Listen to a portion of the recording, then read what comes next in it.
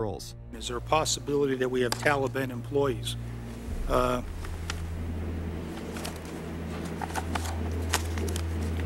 commander in the field, or I should say the COCOM commander, General Petraeus, has made it a conscious effort to, as part of his coin strategy, to hire local nationals. I can't talk in this forum, nor am I the qualified guy to talk about it, but there is no doubt in my mind, one day you're on one side of the ledger, the other day you may be on the other side of the ledger. Biometrics have been instituted in both Afghanistan and Iraq, where individuals are subject to fingerprint devices, iris scanners, and electronic databases to screen local residents as well as DNA tests. This includes anyone within the populace of a combat zone. Someone has to go out there with the biometric registration equipment, take your iris scans, take your scans and get you registered in the system like that. As scary and tyrannical as these systems seem to be, none may be as dangerous as the implantable RFID microchip. Through various pretenses, including terror, security, and entertainment, the chip has been promoted and integrated into society. In 2001, following the 9/11 terrorist attacks, the Jacobs family became the first family to be injected with microchips in front of a live television audience. We have a Florida family who are really pioneers in a brave new world. They have volunteered to be the first ever to have microchip identification devices implanted into their body. After 9/11, I was really concerned with the security of my family. In 2004, the FDA approved the use of RFID technology to be implanted into human beings. However, studies dating back to the 1990s show the implantable microchip has been linked to cancer in animals, but this has not slowed the agenda of control. In Barcelona, trendies get chips in order to receive VIP status at the exclusive Baja nightclub. A simple swipe of the arm gets them in without a line, and it pays for their drinks too. The Mexican government also chipped employees for security measures in 2004. We were interested today to hear that more than 100 law enforcement officials in Mexico are having microchips implanted in their arms. The chips allow a person to be scanned, sort of like a cereal box at the supermarket checkout. Mexico's Attorney General and 160 of his deputies have had microchips implanted in their arms. It is to provide access, said the Attorney General, to the right people in exclusive areas. Today, aside from being promoted as a device that can save your life by storing all of your medical information in it, it is being promoted as the next generation tool for video gaming. Sega developer Yu Suzuki plans on developing gaming technology using implantable RFIDs. He states, people that have some sort of chips in their bodies, to be able to keep track of vital signs, so it doesn't have to be a scary thing.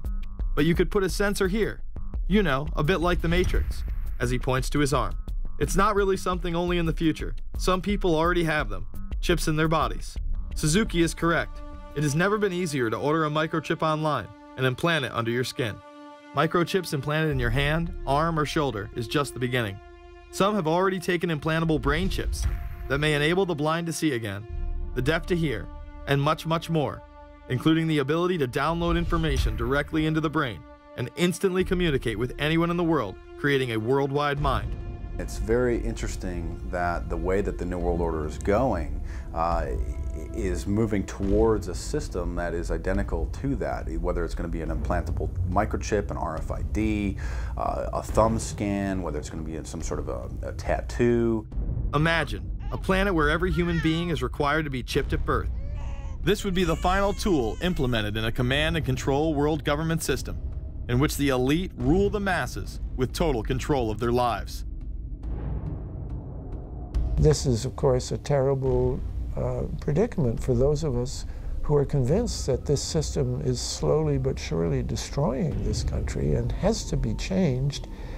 But we can't count on the elected presidents to do it, and we can't count on the elected Congress to do it. We somehow have to mobilize the technological resources of the internet to create some kind of new political force in this country. So is there anything else about the ruling class we should know? Politicians, business leaders, and media figures are often portrayed as pillars of morality while they describe themselves as Christian conservatives. Nothing could be further from the truth. In reality, many of the elite are groomed at a young age to take part in occult rituals.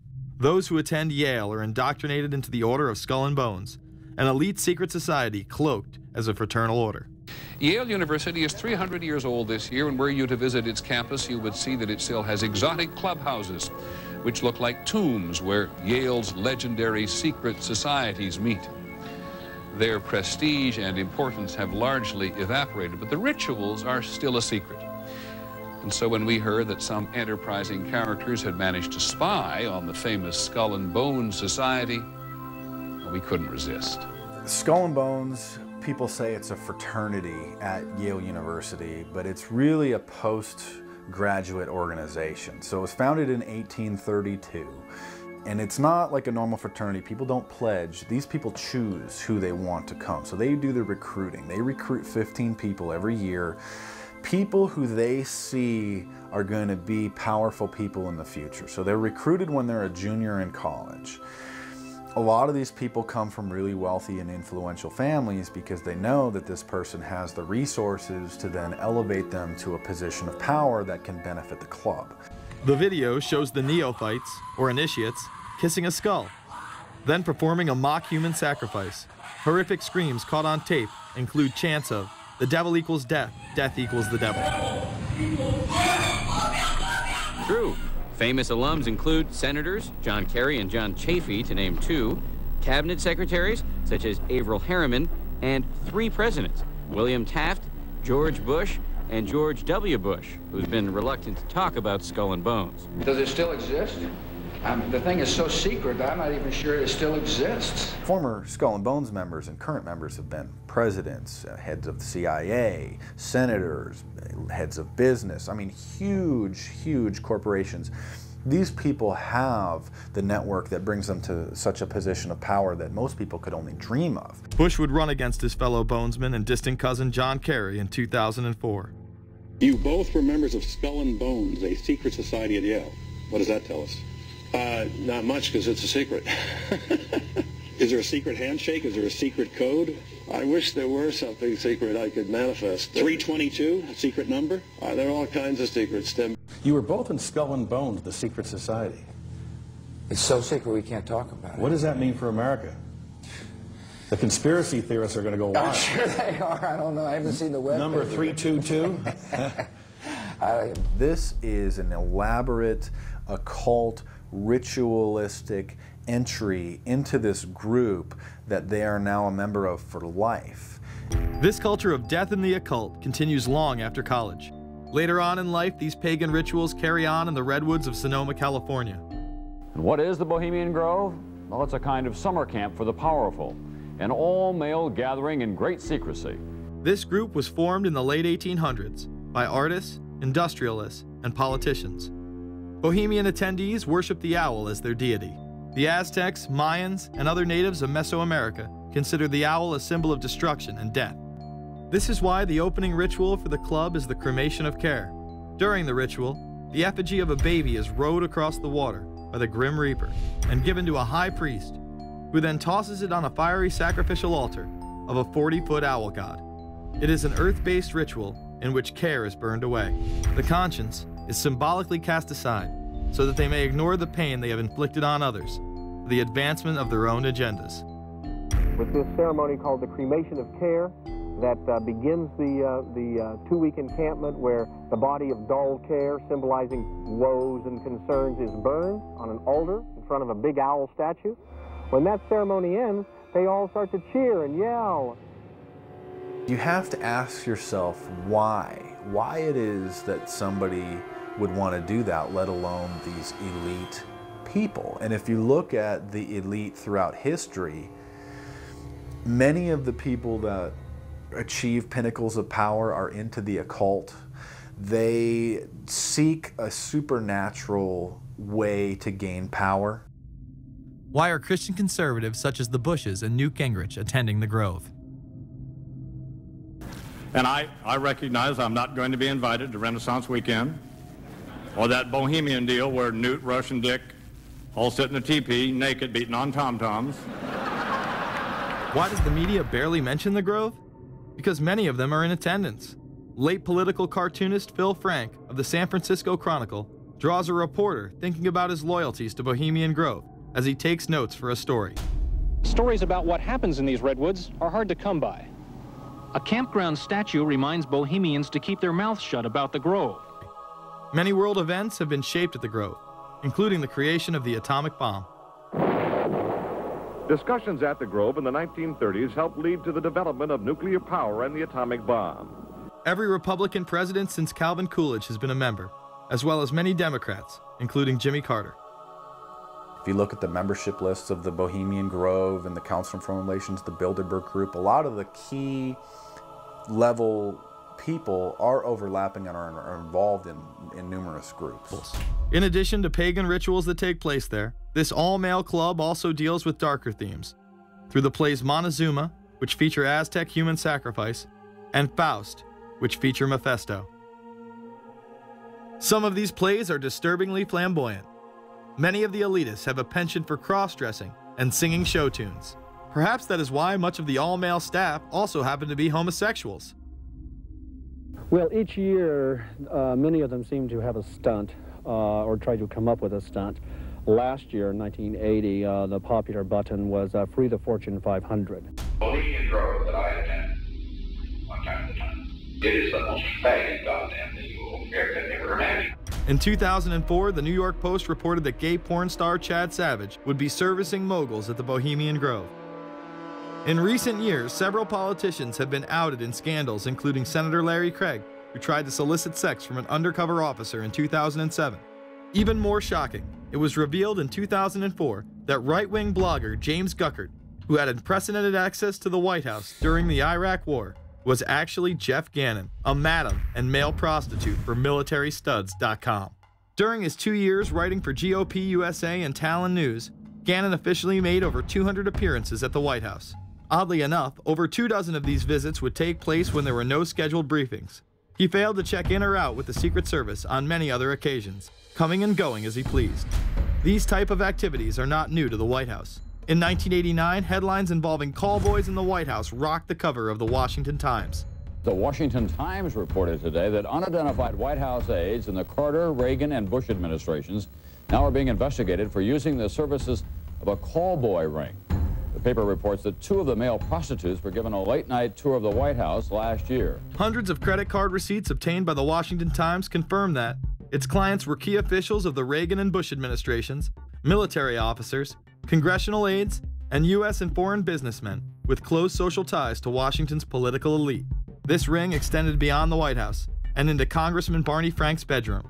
Barney Frank, one of 2 openly homosexual members of Congress, acknowledged having used a male prostitute, whom he then hired as a personal employee. The man had keys to Frank's basement apartment on Capitol Hill. Frank paid him approximately $20,000 out of his own pocket to be his housekeeper and driver. But as first reported in today's Washington Times, the man was on probation for sex crimes and a drug conviction, and he ran a prostitution business out of Frank's home. Although Frank tried to claim ignorance, Stephen Goby, the prostitute in question, claimed that Frank was completely aware of what was going on, and was even receiving free and discounted sexual services. The fix seemed to be in. Frank was threatening members of Congress to remain silent prior to being exposed in this sex ring. Massachusetts Democrat Barney Frank, a homosexual, threatened to expose fellow congressmen he knew to be gay unless they stopped spreading rumors. Questions stopped and Frank walked away with a slap on the wrist. Some members of the Ethics Committee were disgusted.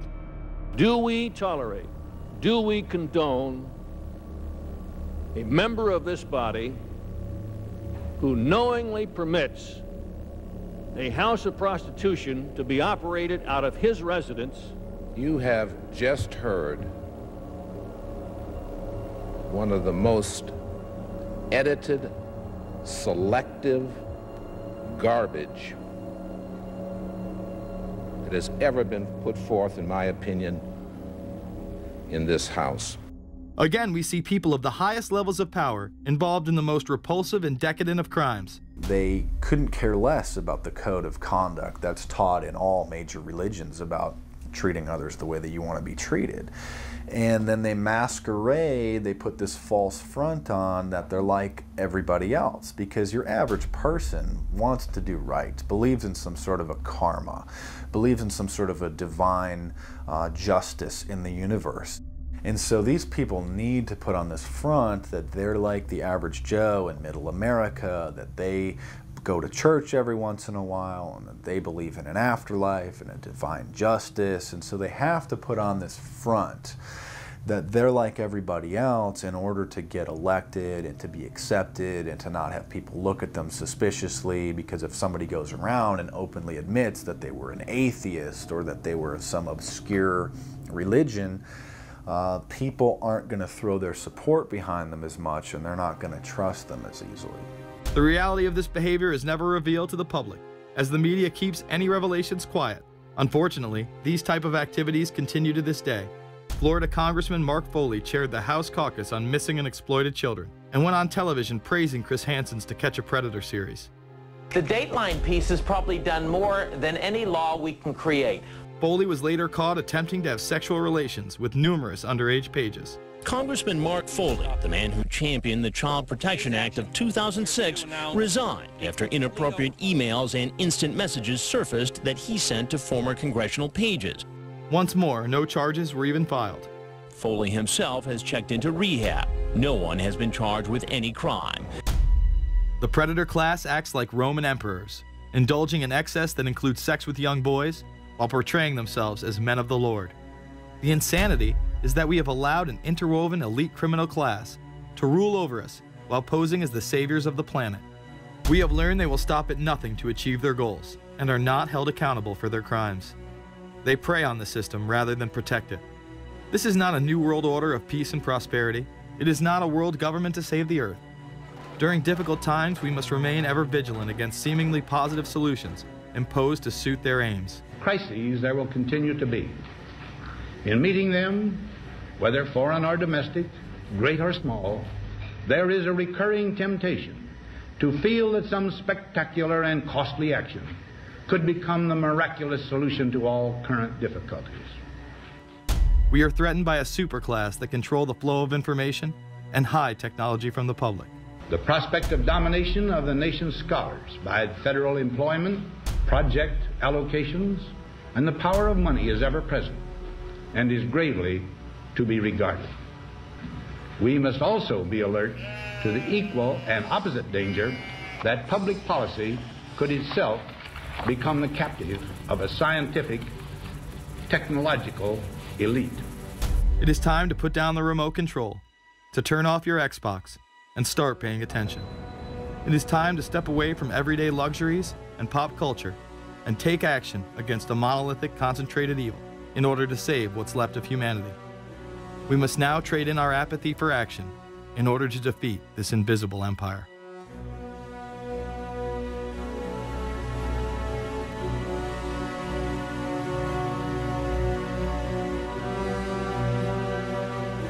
How set up are we to deal with this New World Order? I think we're going to hear a lot about that today. Let's take the New World Order. It's an interesting phrase. I've been thinking a little bit about the structure of the world, right? The New World Order, as everybody says. The peace could yield to the pernicious New World Order. The New World Order. The New World Order. The New World Order of the New World Order. This New World Order. Stay fixed on your goal of imposing the New World Order. We kept talking about a New World Order. A New World Order. That's what we need now. A new world order with swing. One war and one victory doth not a new world order make. Conservatives used to believe in the United States of America rather than the United States of the New World Order. The ambition to create a new world order. Whose world order is this? And of course, what he called it was the New World Order. Respect for a new world order. We can see a new world coming into view, et cetera, et cetera. That's the core of the New World Order that we want to try to build. It's the sole superpower, New World Order. New World Order. A new world order. To a new world order of peace. Let's say a new world order, for want of a better term. Entities of the new world order. The whole concept of New World Order is something else. It really says that the state is God. The state will play a bigger role in the economy. New order. What Wilson wanted was a new world order, not just a new world order. In order to compete in the New World Order. Compete in this New World Order. This is the third leg of the New World Order. We had the World Bank, we had the IMF, and now we had the World Trade Organization. A rigid New World Order. This hoped-for New World Order. Constructing a new world order. In the New World Order of the 21st century. The new world order we're going to put in place. In this New World Order. In this new world order. The patriots in this country are not going to see their rights diminished in order to create a new world order. That President Bush has described as a new world order, which we all share that same desire. A new world order is surely in the making here. Are we ready for the new world order? It's a timely and often controversial question. You don't hear a politician speak the way you do in America. It's about the future of Europe and a new world order. Mr. President, thank you so much, and I hope to have you again, and I hope to see you again.